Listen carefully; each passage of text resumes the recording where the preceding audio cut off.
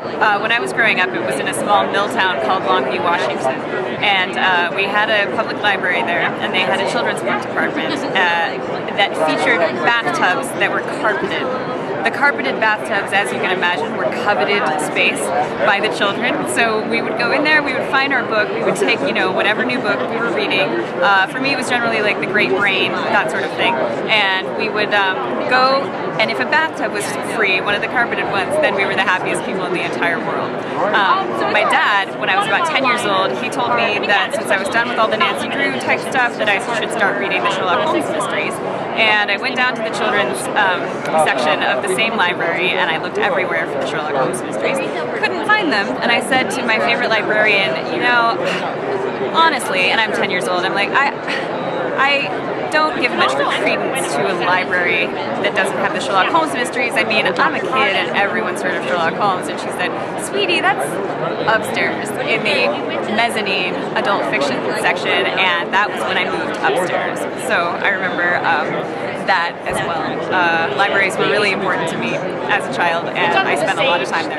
I mean, they foster my reading even now, because I think that, you know, I live in Manhattan, I live in a small apartment in Manhattan, and it's not always possible for you to buy the first hardcover, you know, that comes off the shelves. I think it's actually extremely classist of people to think that people can always just go out and buy books and then have the bookshelf space and then, you know, stick it on there. Sometimes what you need to do is you need to go to a library and you need a new type of fiction, you need to explore a different genre or a different author, and you need to be able to check it out, and you don't have the physical capacity to actually keep that book forever, but it fosters my reading today. It fostered my reading when I was a kid. I think it fosters reading everywhere.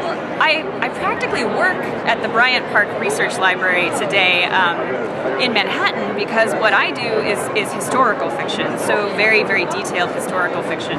And I spent 6 months minimum at the Bryant Park Research Library researching the novel that I'm about to be writing, and because of that, I think you know, I'm extraordinarily grateful for libraries, and you know, donate to the New York Public Library system every year, because if they didn't exist, my job would be extraordinarily difficult. I spend an enormous amount of time in their microfilm department. Where else would I find a microfilm department that has, you know, all these New York City periodicals?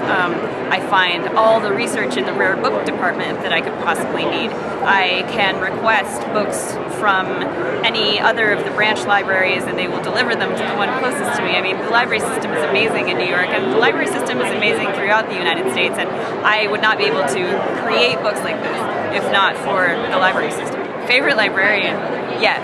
It's still my childhood librarian, who told me very gently, Lindsay, Sherlock Holmes is not to be found in the children's section.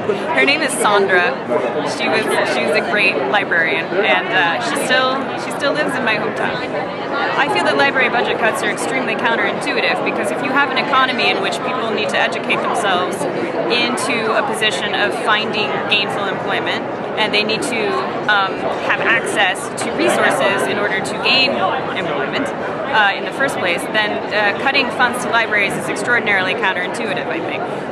You want the economy to increase, then you want people to be reading more. You want people to have access to the sort of, you know, resources that are going to enable them to get jobs, that are going to enable them to use email, to, you know, not everybody has this capacity, you know, just at home. So cutting library funding is not the way to bolster the economy. The way to bolster the economy is to keep your library system strong. So I think it's completely ridiculous, which is why, you know, when I can, I do donate to the library system.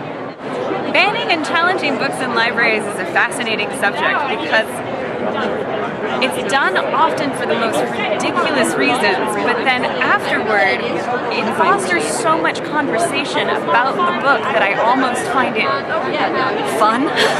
I don't know. I mean, for instance, here's a good example. So there's a lot of obvious examples. Huckleberry Finn, of course, has been, you know, banned at any number of places for its language. Meanwhile, it's one of the most beautiful and one of the most moral books in the entire English language, period. So the fact of it being banned is interesting, but then people talk more about it, and that conversation that the banning of the book fosters is amazing. I think banning books, of course, is a bad thing, but I think the conversation that happens after a book has been banned is really interesting. Neil Gaiman, who's a fantastic author, his book Neverwhere was recently banned somewhere, I forget what region, but it was banned as pornography. And he said on Twitter, I feel terrible for all the people who are about to go out and buy Neverwhere expecting pornography who will be disappointed. This is Seven for a Secret. It's a sequel to the book called The Gods of Gotham. The Gods of Gotham, I was honored and lucky enough last year won the Codes RISA Award for mystery genre here at ALA, and that was amazing. Seven for a Secret is the sequel, and if you think about, I think the best way to explain it is Timothy Wilde is my detective, and he continues in this series. It's a trilogy.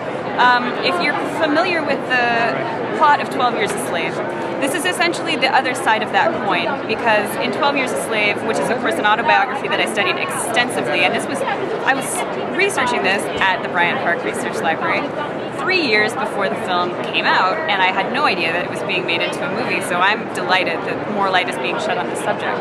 But Solomon Northrup's autobiography is about a man who has been kidnapped from New York and sold into slavery for 12 years, and it's an absolutely harrowing autobiography.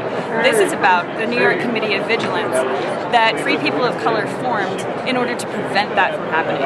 So Timothy Wilde, who's the same detective from The Gods of Gotham, joins up with the New York Committee of Vigilance in order to try to prevent black people from being sold south. And there is a murder and there is a mystery, and it is a thriller again, so that's what Seven for a Secret